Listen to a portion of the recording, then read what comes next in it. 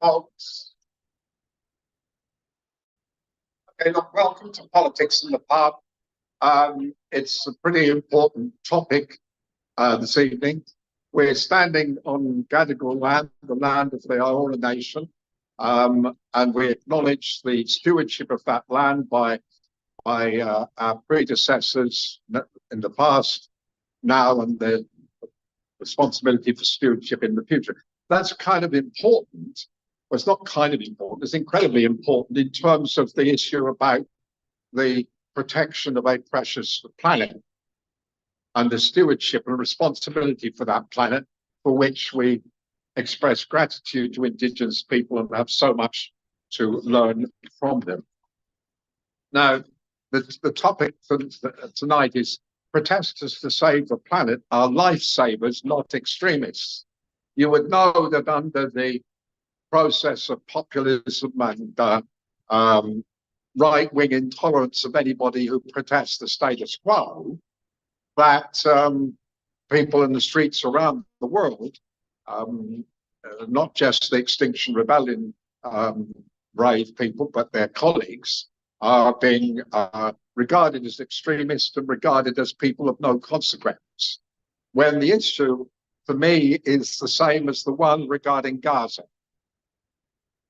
The reaction to Gaza is a test of a common humanity. How we react to Gaza is about the survival of a common humanity on this planet. And the common humanity is at stake in the protection of a precious planet. So in that respect, I'm pleased that Anastasia and David are both here to speak to that topic tonight. I've just given them both a compliment by saying that in their wonderful names, Anastasia Radievska and David Mejia-Canales, they have 8 syllables in their names, which is incredibly poetic. And we need more music, we need more poetry. Anastasia works in law reform, in the pursuit of social justice, on the demand of the need to be able to protest. I'm going to ask each speaker to say a bit more about themselves, because my introduction isn't going to do them justice. I know David is a senior lawyer with the Human Rights Centre, that he's had interesting experience with the Commonwealth and Victorian governments and issues of law reform. He's been concerned with health development, particularly with people who suffer from HIV, and so on and so on. Well, I will ask them both to say a bit more about that. Welcome to Politics in the Pub. And who's opening the? You are, David. You're up first, David. Yeah. Thank you. Thank you. Thank you very much. My full name is actually David Joaquin Javier Mejia-Canales, so I'm not sure how many syllables are in that. Thank you. As always, I also, before conducting any business, I would also acknowledge that we are here on the beautiful lands and waters of the Gadigal people of the Eora Nation. And I also think it's really important to acknowledge that since colonisation, Aboriginal and Torres Strait Islander communities have fearlessly used protest as a way to fight for their self-determination, their land and water rights, and an end to police violence against the ongoing structural racism that keeps them locked out of justice. And that fearless advocacy continues to this day. The Aboriginal Tent Embassy in Canberra is the world's longest continuous protest for Indigenous land rights. I just also want to note in advance that I'm recovering from pneumonia, so please excuse the quiet, breathy tone of voice I have at the moment. If it sounds like I'm underwater, that's what it feels like. As mentioned before, I'm a senior lawyer at the Human Rights Law Centre here in Sydney, and the Human Rights Law Centre, we use strategic litigation, policy solutions and advocacy to support people and communities to eliminate inequality and injustice. My work in particular focuses on protecting democratic freedoms, the right to protest, the right to vote, but also protecting democratic institutions from the corrosive effects of mis and disinformation. Just a very small task. Now, today I'll speak to you about the right to protest, what it is and where it comes from, and what it looks like in New South Wales. And then I'll move on to talk about where we've been as a community and a society, and what we've been able to achieve through protests. But I'll also touch on where we go from here. Now, the right to protest is absolutely crucial for realizing all of our other human rights. It's kind of, think of it as a gateway human right. But where does it come from? The legal foundation for the right to protest in Australia comes from various sources: international law, the common law, statute, and human rights law. But I want to be clear that the right to protest is a popular term, it's not a legal one.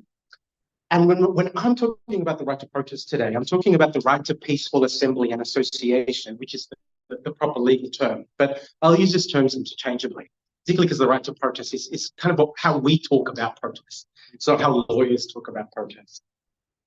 Now, the right to peaceful assembly and association is proclaimed in the Universal Declaration of Human Rights. Australia recognised the importance of it when it became a signatory to the International Covenant on Civil and Political Rights, or so we'll just call it the Convention, the Covenant, sorry, for short. And the Covenant, among other things, provides for the rights to freedom of expression, peaceful assembly, freedom of association, as well as a whole lot of other absolutely fundamental human rights. As a signatory to the Covenant, all governments in Australia and their agencies, the police, Centrelink, all of them, have an obligation to respect, protect, and promote all of the rights in the Covenant, including the right to peaceful protest. For anyone within Australia's jurisdiction, that's not just citizens, it's absolutely everyone at all times in Australia's jurisdiction, including people seeking refuge, people seeking asylum, and even stateless persons. You don't have to be a citizen to enjoy the rights that are contained in the Covenant. Now, Australia's common law tradition, which is basically the court precedents, laws that are made through court precedent, recognises the freedoms of expression and assembly. But the common law freedoms don't give you a positive right, which is basically where the government would have to guarantee the rights in freedom of expression.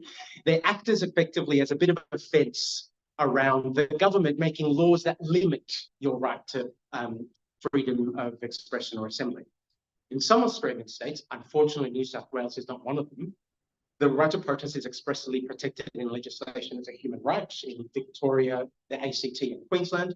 And in Queensland, they also have a standalone law around that guarantees the right to protest, mainly because that was a reaction to when Joe Bjelke-Petersen banned all protests at all times in public spaces in Queensland. One thing I will say about the right to protest is it's not absolute, which means that it can be limited.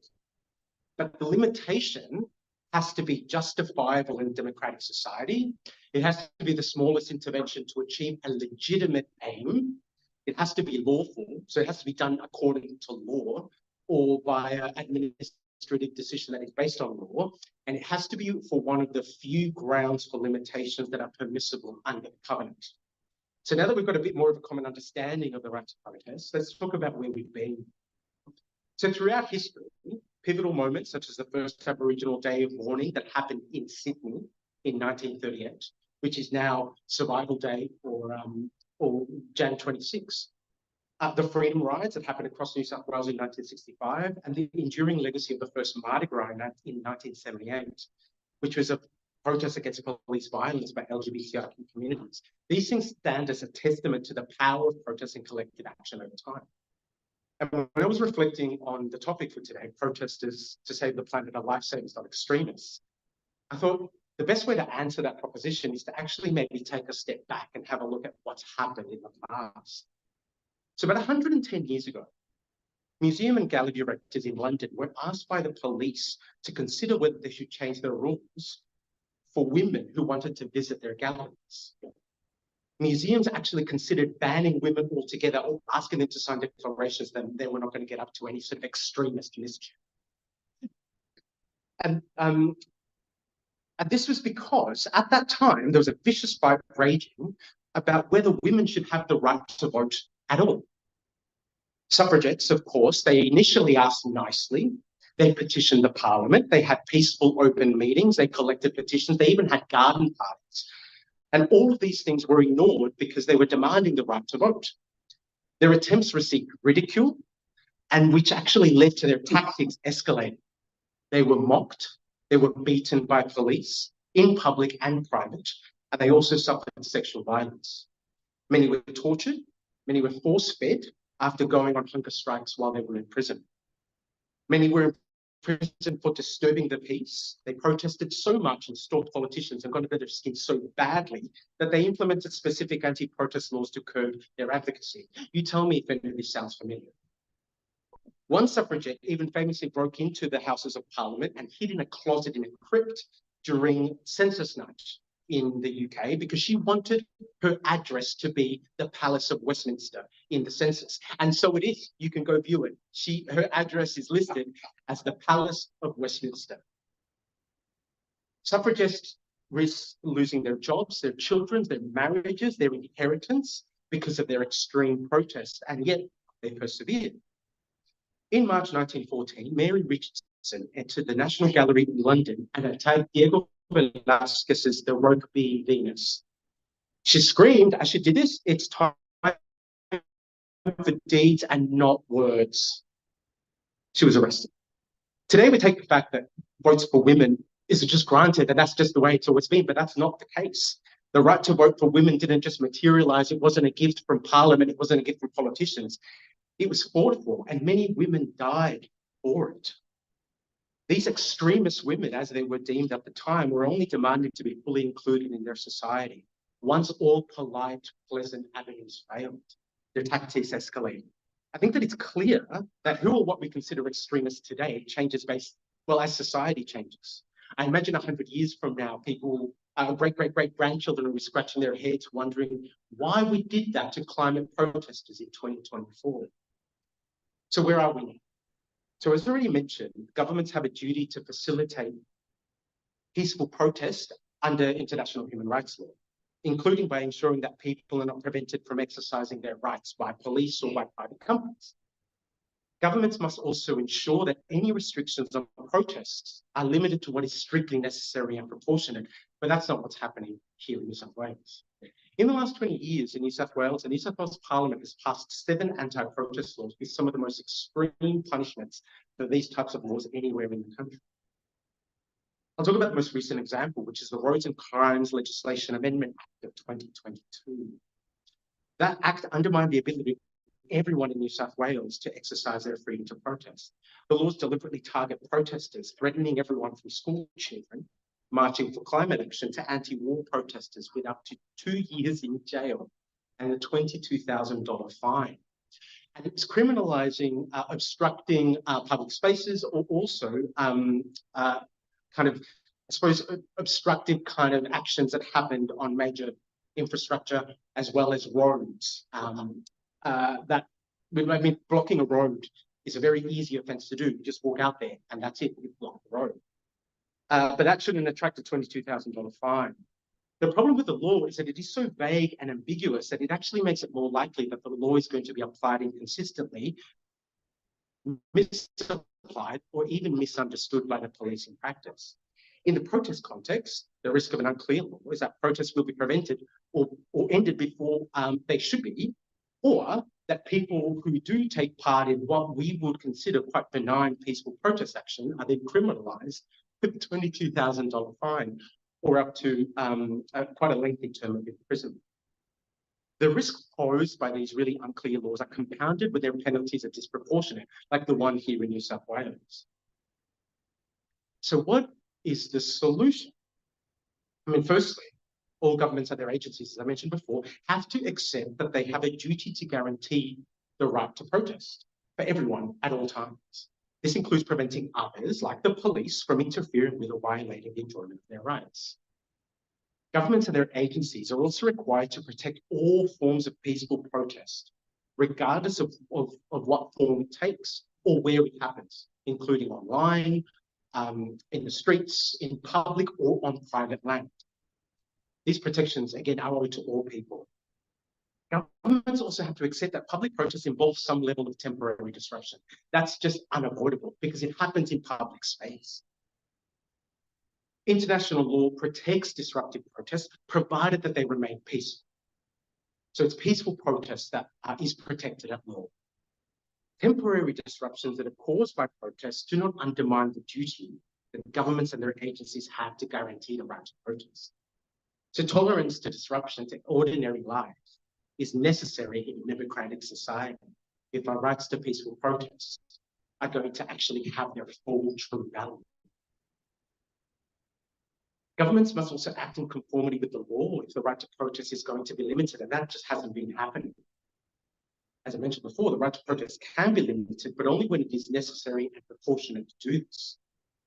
Now, how do we make sure that governments act this way? New South Wales needs a human rights act. Yes. And a human rights, thank you, agreed.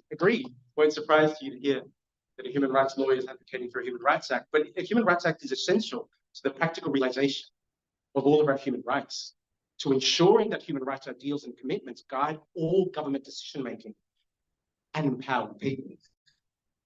Such an act would set out the rights which our governments must consider in lawmaking, respect in public service delivery, and also in any actions that they take, and to which our governments can and must be held to account.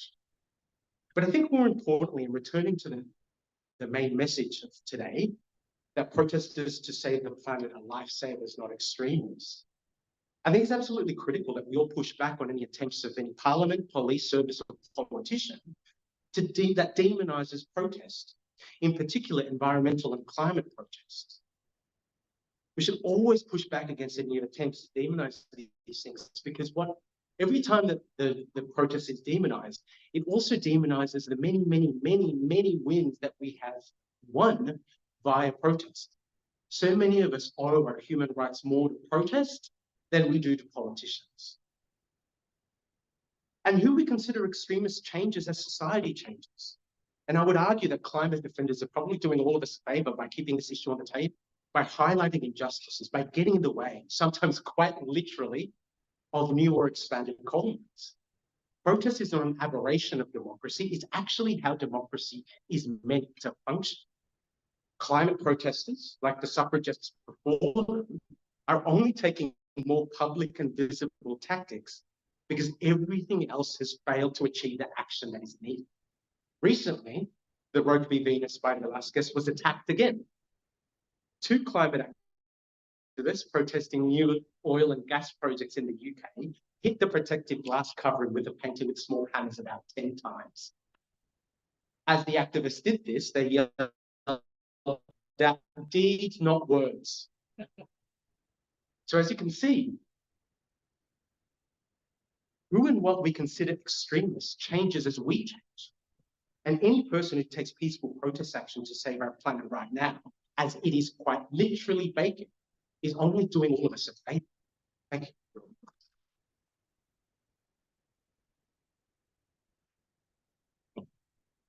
Well, for somebody who's just recovered from pneumonia, I wonder how much more powerful you'd be if you didn't have pneumonia.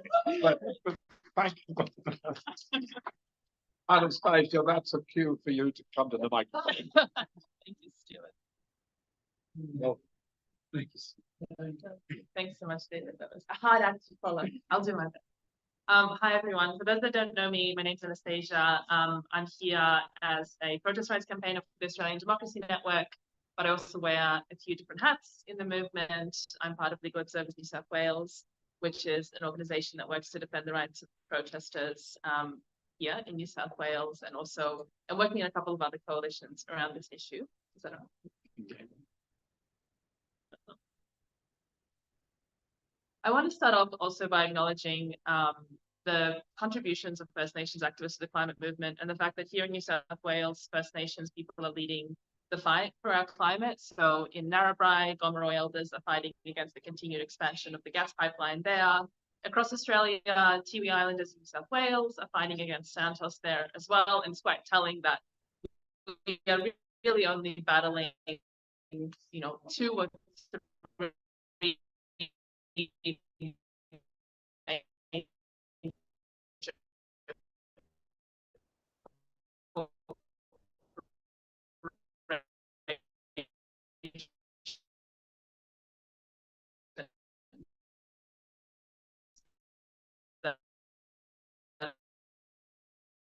leading all of these projects. And there are people in the rural communities, and all of us care about climate, to come by. The protest issue is actually such a power.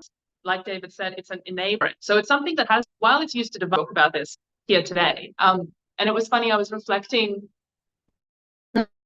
on the way here how last time I spoke at Politics in the Pub, when that was happening, I was getting ready with my little speech at Hotel Harry, which I accidentally had to before coming here. And I got the news that a campsite in the Blue Mountains where some climate activists were camping had just been raided by a team of undercover police officers, some of whom were believed to be counter police, who were spotted to be hiding in the bushes in their gillyweed suits, and then promptly accused protesters of assaulting them for gently asking them who they were and what they were doing on private property. So some of you might remember those raids against Blockade Australia in the Colo property, as a result of which around 20 activists were charged with a variety of offences for which they had to fight in court for several months. And today, as I stand here, I'm coming to you guys off the back of supporting some of the people arrested at Fort Botany on Sunday, 19 people arrested for spending about 10 minutes on the road in front of the port entrance, brutally slammed to the ground, several people having their hands bound so tightly that they went numb, several people with extreme bruising, scratching, and also police, homophobic police behavior towards people in custody, just all the tick boxes of police brutality. And again, charged with the anti-protest laws for, again, a 10-minute sit-in on a road. So this sort of deja vu has got me thinking about how the protest landscape has been changing in the last 2 years and what relevance the mobilization of the state against climate protesters has to all other movements as well. In the sense that I think that when the anti-protest laws were introduced, and they were introduced particularly to target climate protesters, Fireproof Australia and Blockade Australia had done actions right in the lead up. They had blocked Fireproof Australia had blocked Spit Bridge, which is blocked several times a day because there are yachts coming through it. So apparently we can tolerate disruption for super yachts coming through, but not for our climate. So this legislation was very much targeted towards these climate extremists, eco-terrorists, whatever terms are thrown around. But I think reflecting on where we find ourselves today, we see how quickly the term extremist really expands once it's introduced into our lexicon. And as soon as these protest laws are brought into the police's tool basket, you know that they will use them against all kinds of movements, as is happening now in relation to the pro-Palestine movement.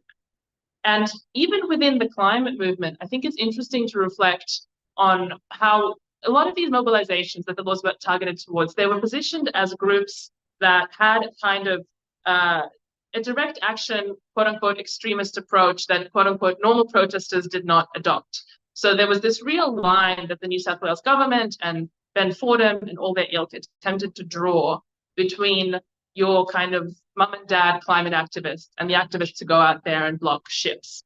And I think that what's really interesting about the anti-protest laws is, in a way, they have cemented how those protesters are actually bound by more than they think, in the sense that these anti-protest laws have also now begun to be used against protesters who do everything right.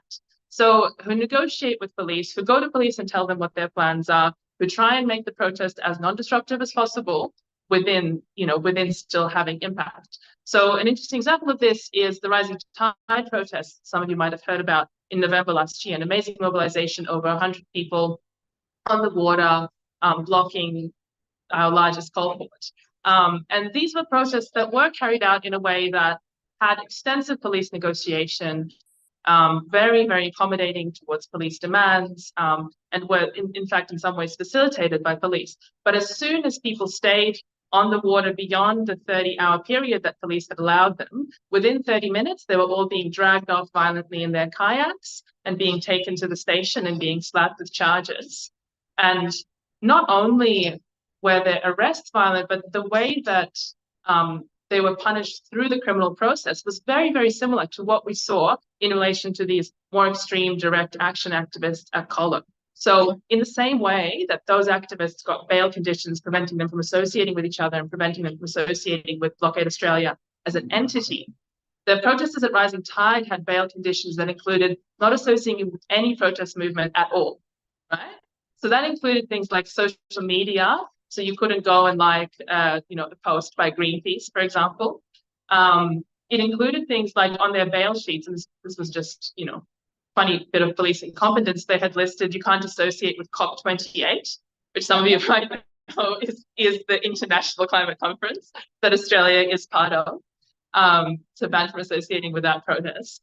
And also banned from associating with any quote unquote issue motivated groups, which is an interesting bit of terminology that has become increasingly common in New South Wales police documents. And when questioned about what this group meant, what issue motivated groups mean, New South Wales police said, well, it's groups that are motivated by a cause, an issue. And they basically have said that they keep tabs. They have a surveillance unit of 8 police officers that keeps tabs on issue motivated groups in New South Wales. And of course, they refused our request to give us a list of what those issue motivated groups are.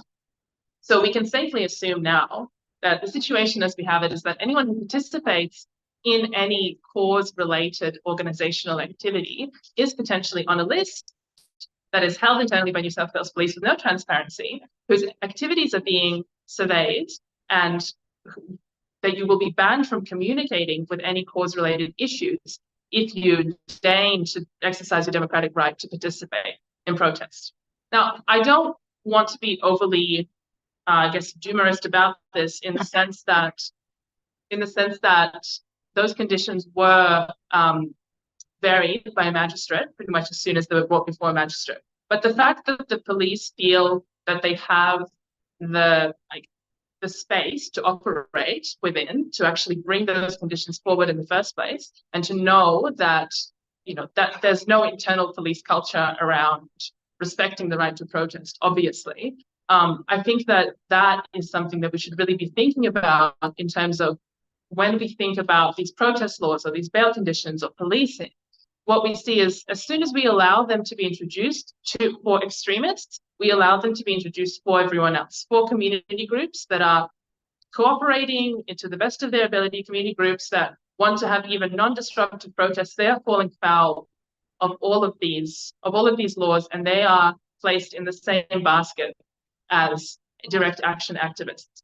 And I also want to just make sure, as I'm saying this, that we respect and acknowledge and really celebrate the role of direct action in our protests. One of the key points of the Declaration of Our Right to Protest that Human Rights Law Centre has created is that the right to protest encompasses the right to disruptive protest. Disruptive protest is absolutely crucial to the point of protest itself. Otherwise, it's just a symbolic expression of something that is already government-sanctioned activity. And I think that it's really interesting to look at the way that, for example, governments have talked about different kinds of fundamental rights and principles. So Chris Minns, when talking about the Pop Botany protests in November last year, evoked the fundamental principle that trade cannot be disrupted. I don't see that in the Universal Declaration of Human Rights. But what I do see is the right to assembly and the right to democratic expression. So I think it helps to be really careful about how the language of rights gets co-opted and how the language of particularly things like peaceful protest also gets co-opted by the state. Because what you will hear from governments and from media is we support the right to peaceful protest, but we don't want to be 5 minutes late for our appointment.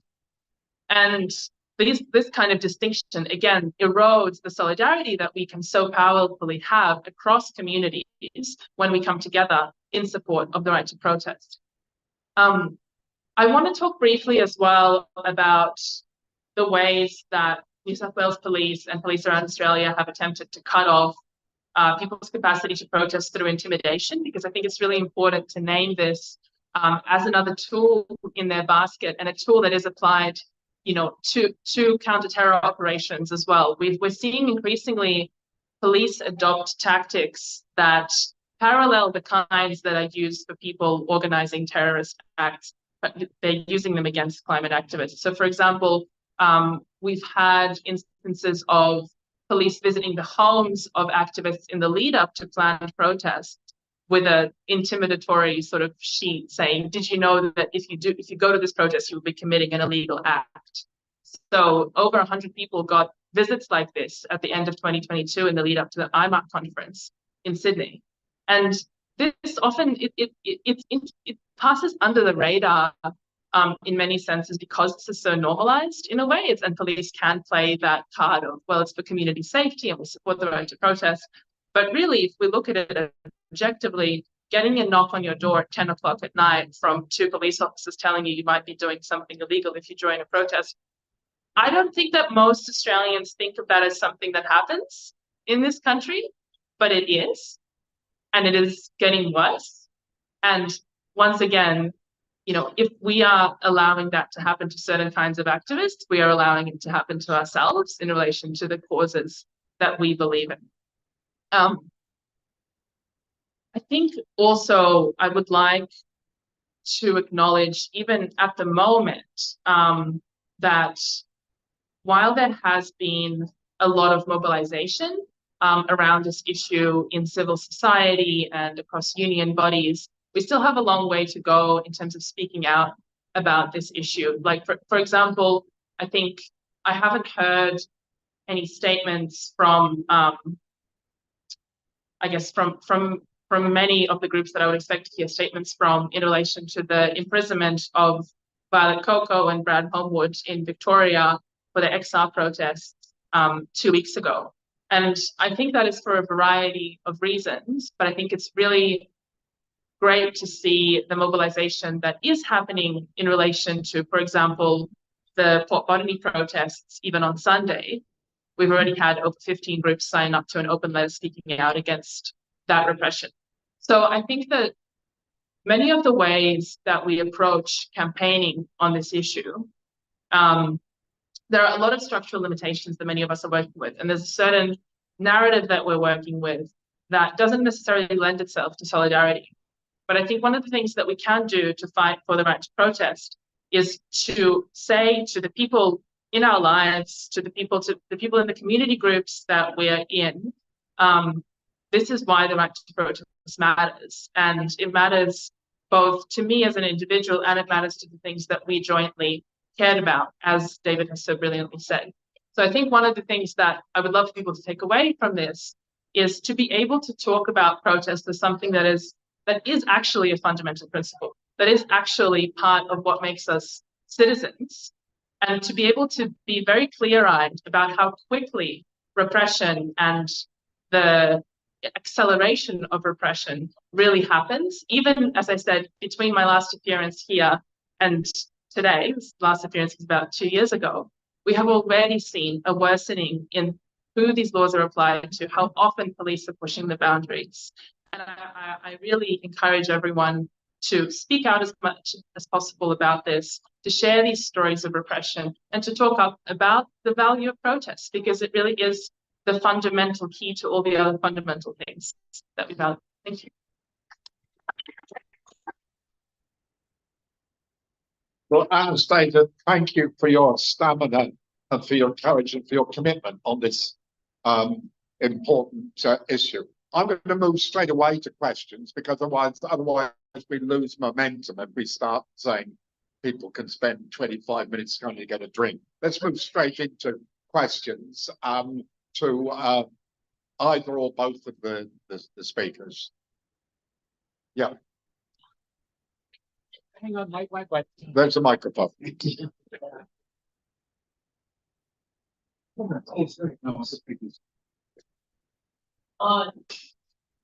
don't want to be on camera. Go on. Talk about hormones and how you view them, and particularly how you live in this current climate where it's being cracked down, particularly even family friendly. Do you see it as a huge mention to be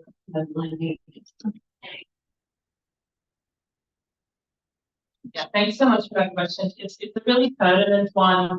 For those that don't know, the Form 1 regime is a part of the Summary Offences Act that was created after the initial Mardi Gras riots to allow some offences to have a defence of prior notification to the police. So if you're obstructing a road and you let police know that you're going to be doing that, and police don't oppose that, then you're protected from the offence of obstructing a road. And the Form 1 regime is really important right now in relation to the anti-protest laws, because the government has invoked these Form 1 protections as providing a defence for people who want to engage in protest in quote unquote the correct way. So it's another wedge that's being driven between different kinds of protest communities.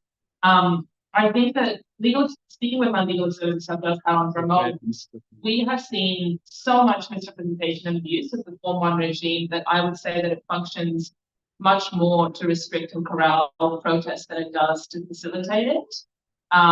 We've seen, police misstating the amount of time that you should give a notification within. We've seen police misstating the effect of the Form 1. We've seen it be used to pressure organizers to adopt certain conditions around the protest, like not making too much noise or not having certain kinds of signs. So it really is wielded as a tool of control rather than facilitation. And although in the sort of judicial statements about Form 1s, there is some overture around police having to approach the Form 1 process from a spirit of facilitation. But that is clearly antithetical to their interests, because what we're seeing now is because police are adopting flexibility policing in relation to protest and mobilizing 100+ police for even the smallest protests. Sometimes I've been to protests where there's more police than protesters. What their structural material interest is to not allow protests because they don't want their officers placed on that duty. So it creates this quite absurd situation where police don't want protests to happen because they will take up too many of their resources, even though those resources are not necessary at all for the protest to be held safe. And then they are combating the right to protest through this Form 1 process. So I think the Form 1 process is highly problematic, and I'm aware even now of a campaign beginning to form against it. And I will just say that Victoria actually just resoundingly rejected, since Alan, the Premier there, rejected bringing in a permit system similar to the Form 1, despite police lobbying just yesterday. So I think that gives us hopefully a little bit of leverage with Labor here to try and, if not completely abolish, then at least create some safeguards around the Form 1 regime so that it is truly a tool of facilitation rather than control. Thank you. I'm absolutely agreeing with everything that's been said. I think the problem with this sort of notification, they're called notification regimes at international law, is that they're being used as a way to authorize protests.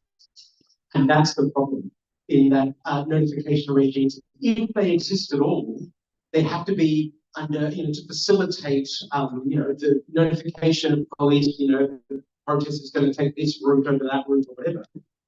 People should not be compelled to use them, because it is an absolute farce to ask the government permission to protest the government. That in and of itself is ridiculous and is an affront. And what we're seeing in New South Wales is that these sort of notification processes are actually becoming authorization processes de facto. And even the way that governments talk about unlawful protest, there's no such thing as an unlawful protest. It doesn't exist at law. However, because if someone doesn't submit these forms and doesn't go through the whole rigmarole of asking the police for permission to protest the police at times, then it becomes a de facto system of authorizing protest. Actually, going through the process becomes an end in and of itself, as opposed to actually facilitating protest. So any attempt that we have to ask the government to protest the government in and of itself undermines the right to protest fundamentally. Okay, thanks. Everything.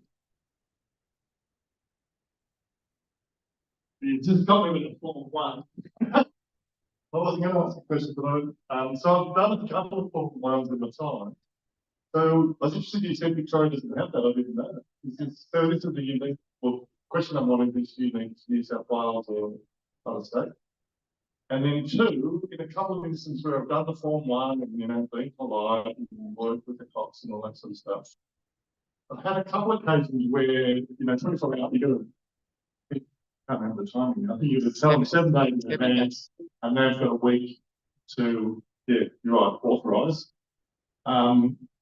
And so I've had the authorisation, and then either like very close or actually when we're there, for their operational reasons, they've tried to stop me or stop us in relation to the protest.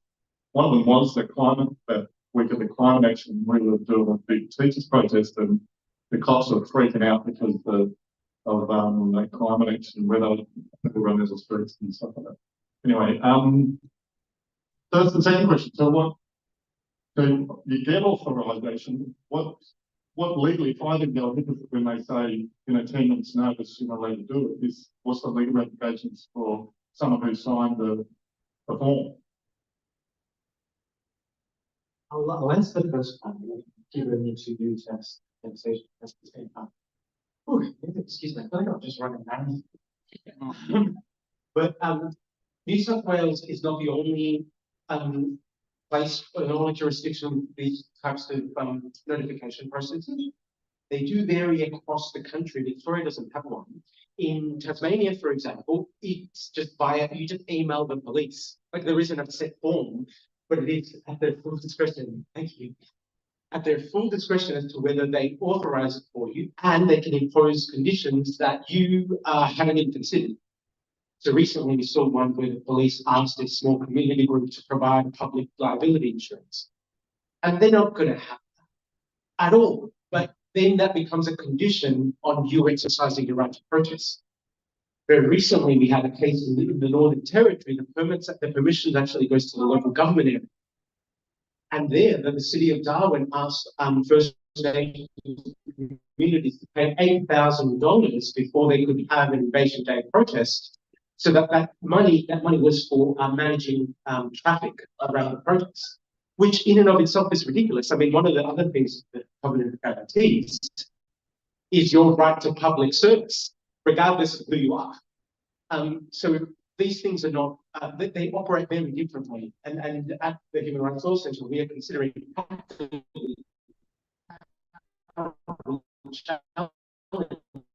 these things because they become a way of authorizing. The Form 1 gives you immunity from some criminal kind of offences, but it doesn't mean that your protest is somehow not allowed to continue. And the variation of the actual conditions on the day, like Anastasia said, this is very much more knowledgeable. Yeah, so the way that the conditions of the Form 1 regime operate is that it is somewhat true that you have to give the notification 7 days before, but the way that it actually functions is that if you give the notifications more than 7 days before the protest, police have to go to court, have to take you to court in order to oppose the holding of that protest within the conditions that you have set. So you're not actually obliged to negotiate with them in terms of how that process takes place. People normally negotiate because they don't want to get taken to court. If you apply less than 7 days before the protest takes place, then you have to, and police oppose it, then you have to be the one to take police to court to get that first. So the difference is the onus of who is bringing the evidence that the protest shouldn't go ahead. Now, the question of negotiations and conditions, it's a strategic question in the sense that if you want to avoid police not authorizing the protest, it makes sense to negotiate.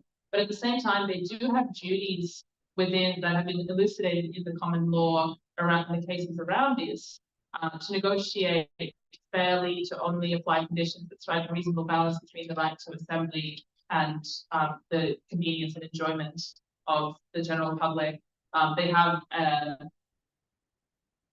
duty to protect the freedom of public expression. And all of these questions, they exist in law, but they very rarely exist in practice because many people, when they're going up for the Form 1 negotiation, end up feeling very intimidated, justifiably, because you're in a room alone with a police officer who's telling you that you might be doing something illegal if you don't do exactly what they tell you to.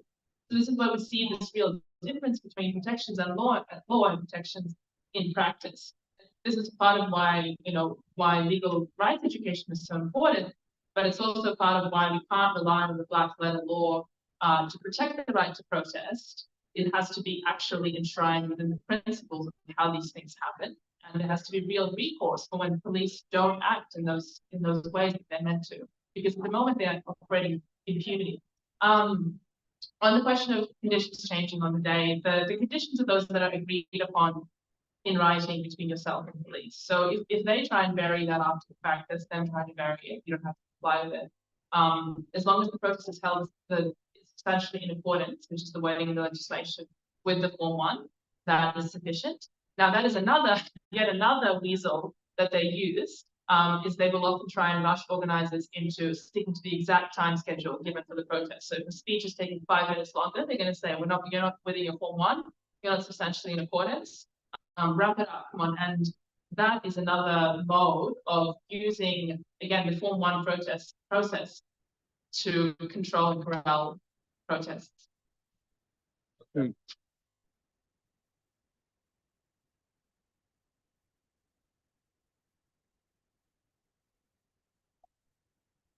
Okay, two questions. Firstly, how does the judicial system view protests? So, for example, police, what you're describing essentially are intimidation tactics. How does the judicial system deal with, for example, the police abusing their powers? Are they conservative, understanding, progressive, or up for times? Secondly, in the past, I heard an interesting comment, a very interesting summary of especially Australia, around various issues, including protests. We tend to be violent towards the non-violent, but we're non-violent towards the violent. Now, protesters, on average, are often our eyes and ears on issues that our newspapers, for example, our media servers of the past, have lost the influence, are not around anymore. And yet, when it comes to, for example, say the police or the government acting in terms of, like you mentioned, the inconvenience of being 5 minutes late, how do we justify violence, for example, towards people raising issues that others are too scared or aren't even aware of it? Whereas the people who think that they're in power, if they actually lose their credibility, they actually setting the seeds for long-term, for example, upheaval from below. It's actually a lot harder to harness in the future than what it is now. So can you give us a bit of a background in terms of these two issues? Thanks.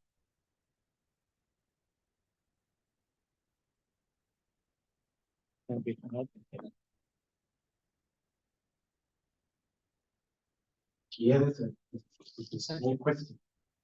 But a really important one, I think. I think in terms of the courts, for when you're sort of fronting up to the magistrates' courts, or even sort of looking to kind of have these really onerous bail conditions removed or changed somehow. Sometimes it can actually be a luck of the draw as to what a magistrate can get. Very much so, and that's not how it should work. That's not justice, but that's what the criminal legal system looks like here. Courts, the higher up you go, like the High Court, for example, has absolutely established the right to, well, it's not the right to protest, really looking at the implied freedom of political communication. The High Court searched high and low in the Constitution to find them. And what that basically, the implied right to freedom of political communications, it's not a positive right, so it's not a right that you yourself have. It's basically a right to curtail executive action on your ability to communicate political matters. And the reason that they found this in the Constitution, because that right is not in the Constitution, that's what implied right. And that is because the Constitution establishes a system of responsible and representative government. And if we're going to have a system of responsible and representative government, then freedom of political communication is absolutely fundamental for people who are making decisions to kind of keep upholding the constitutional system in place. That doesn't help you on the ground, though. These things that go into the High Court, it's not only kind of quite lofty, it's unbelievably expensive and it requires an incredible amount of resources and time and an army of lawyers, quite frankly. So I think that most people, when they're wanting to sort of exercise these rights, where the limitation actually comes from is actually from the police. Courts are quite sympathetic, certainly the higher up you go, for upholding these rights because they're so fundamentally important. But I think in the lower courts in particular, there's such a either lack of interest or perception that this is not their job to consider fundamental human rights implications in arguments. I mean, how many times have many of the people that we kind of work with or represent or what have you, fronting up to courts, making human rights arguments where the magistrates, just sort of dismiss them, like that's not actually important. You've actually committed a crime. We don't really care about your human rights arguments here. And I think that's wrong. It's fundamentally wrong in so many ways. Finally, I think, maybe it probably doesn't even answer your question fully, but I think that in many ways, some of our politicians actually do the right, actually seek to protect the right to profit more than the right to protest. And I think that's really critically important. And it's just a ball. It's so brazen. In South Australia, the worst in terms of penalties, financial penalties, South Australian anti-protest laws were only implemented because one person was dangling off one bridge at the front of a big oil and gas conference. It is maybe no coincidence. I wouldn't want to sort of link these things together, but the brother of the Premier of South Australia is the head of corporate relations for Santos. I wouldn't want to link those two things. I wouldn't want to do that. Other people might. So when you actually start looking at all these things, you know, we're actually up against not just our parliamentary politicians, but we're actually up against an incredibly well-resourced oil and gas lobby, particularly every time that these sort of laws are introduced, these anti-protest laws, a lot of them are actually introduced in response to or as a fix to climate and environmental protests. And they haven't just sort of materialized out of nowhere. We know that business is lobbying for these sorts of things. We know this. But we actually don't have the fundamental things in our laws, whether it's for transparency in lobbying, for example, whether it's political donations disclosures, like we don't have any of these things. So in many ways, the right to protest is our actual last bastion to resist. And I think that's why it's being repressed so much, because it is effective and it is working. Otherwise, we'd have a whole lot more oil and gas fields by now.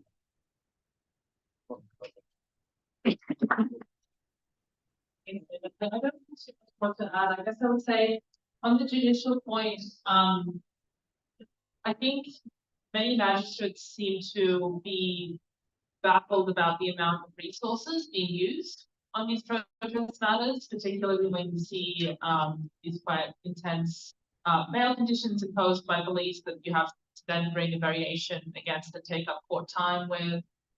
When you see charges being pursued by police that way below the threshold of what they could be pursuing. To give a recent example, the arrestees at the Popwani action in November were negotiating to have their anti-protest law charges dropped, and the police prosecutor actually wanted to do that, and then got a call from higher up in the force that that was not a politically sound decision. So they're now proceeding with the anti-protest laws, which will take about a year, given the court lists.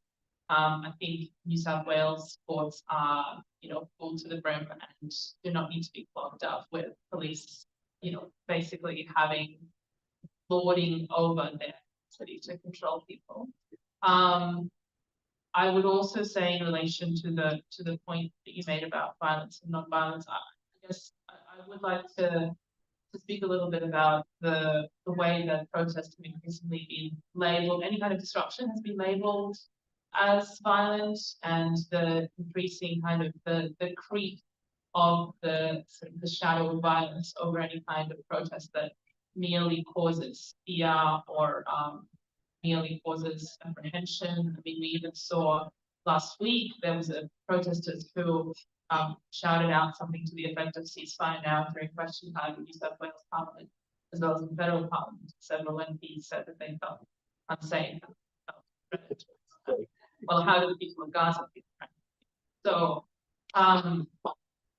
it's, I think one of the questions for us to ask about these definitions of violence and non-violence is, well, what about the violence of the state in destroying our environments? What about the violence of the state in exterminating people? And how is it that the language of violence is wielded against those resisting those causes rather than those causing it in the first place? Okay, I'll take two more questions. Can I ask? You mentioned the idea of the Human Rights Act. New South Wales doesn't have one. So do other states have them? All of them? Not all of them. Wait. And can I ask another question? Yes, of course. It's about a protest on Sunday night at Port Botany when people were then taken off the road. Was that because, as you said, they'd extended their time I mean, who the hell's going to be driving that road at 9:30 at night? I mean, you know, I know what it's like there. I've been there. I'll answer the question about the human rights quickly, Anastasia. But there are 3 jurisdictions in Australia that have a Human Rights Act. That is Victoria, the ACT, and Queensland. And also, at the Commonwealth level, the Attorney General, Mr. Dreyfus, has initiated an inquiry to consider whether we should have a Human Rights Act at the federal level. And that inquiry is due to report back in a couple of days. One of the things that I've found in looking at laws as they have been the anti-protest laws, I'm speaking about here, when they've been created in jurisdictions that have a Human Rights Act versus one that don't, is that they look quite different. For example, Victoria, the laws are still terrible, but they're actually confined to very specific places. So it's about logging groups in particular. Whereas in New South Wales, the most recent anti-protest laws were made in 30 hours. So from the moment they entered Parliament to the moment they became law, it was only 30 hours. There was no consideration for human rights impacts on these laws, and they were made as a matter of urgency. And those laws criminalise you blocking a road anywhere in New South Wales. So there's laws where we don't have a Human Rights Act. The laws are usually more broad, they're vague, and quite difficult to apply compared to jurisdictions that do. The South Australian anti-protest laws passed the lower house in 22 minutes. But all MPs hadn't even been given a copy of the laws before they passed. In Victoria, that's actually not as possible because there are so many steps that have to be considered for the human rights implications for any legislative intervention. So New South Wales, as well as the Commonwealth, needs a human rights.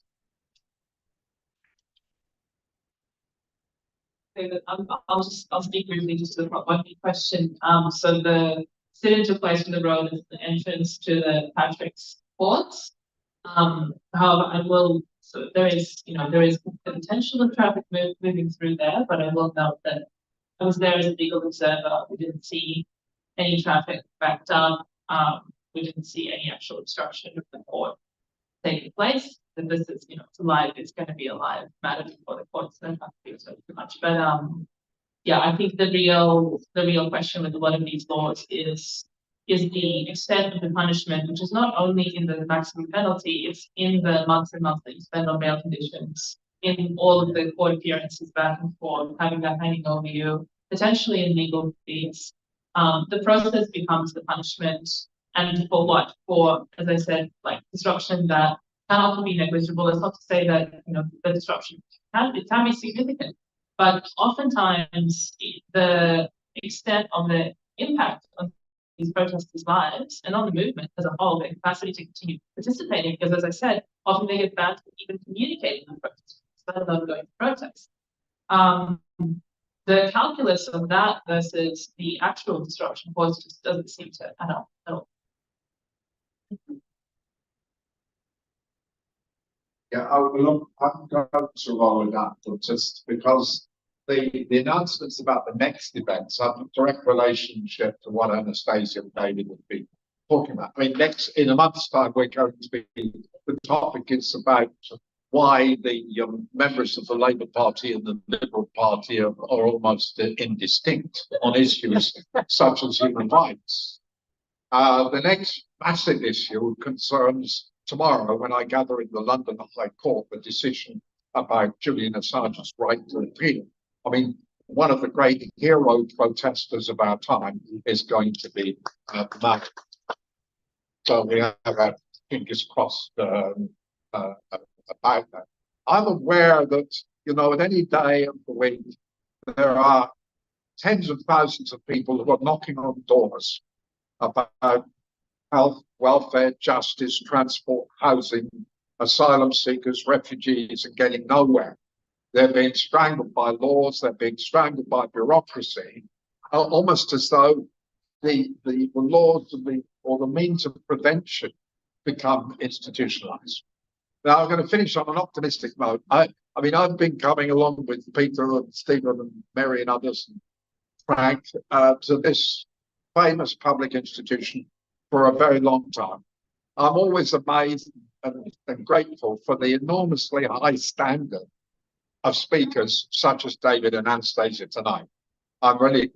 We're grateful to both of you. You've addressed important topics in ways which I'm sure all of us will benefit. So thank you for coming and thank you for what you're doing. Thank you. You've